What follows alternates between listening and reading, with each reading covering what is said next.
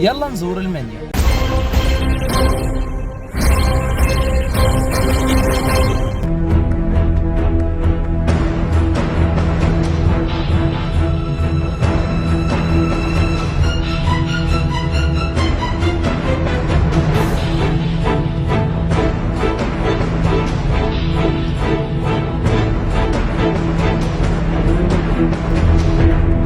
اهلا بيكم في فلوجر جديد ورحله جديده، والنهارده هنزور محافظه المنيا. وبما ان المنيا هي محافظتي اللي اتولدت فيها وهي مسقط راسي، فاحب اقول لكم ان المنيا اتغيرت 90 درجه حرفيا. انا كنت مبهور في اثناء الفلوجر وانا بصور من كميه التجديدات اللي حصلت.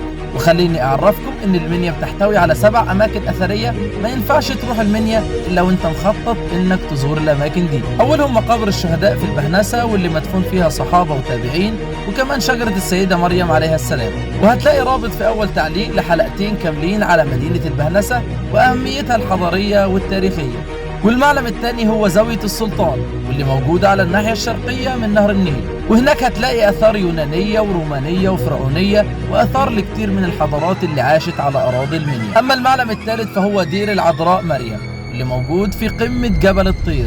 وبالحديث عن المعلم الرابع فهو معلم تونا الجبل، واللي هتلاقيه في ملاوي، وهناك على قمة الصخور هتلاحظ لوحة الحدود اللي رسمها إخناتون علشان يكون معلم تونا الجبل معلم من أهم معالم السياحة في محافظة المنيا. ولو وصلت المنيا فأنت هيفوتك كتير لو ما قعدتش على الكورنيش اللي حرفيا هيبهرك بجماله، وأجمل حاجة فيه إنه مجانا.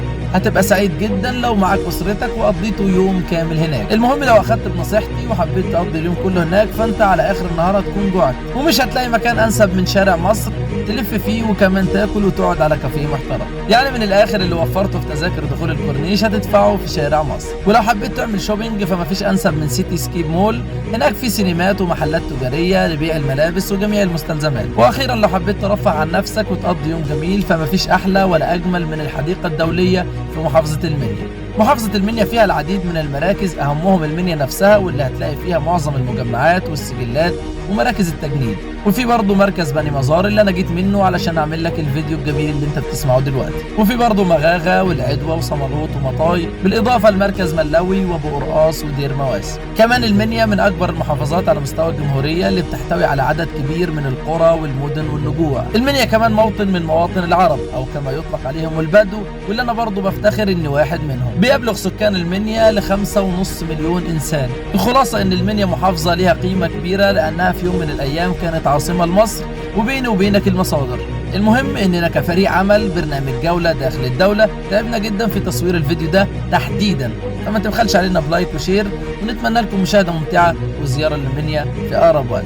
ودمتم في أمان الله.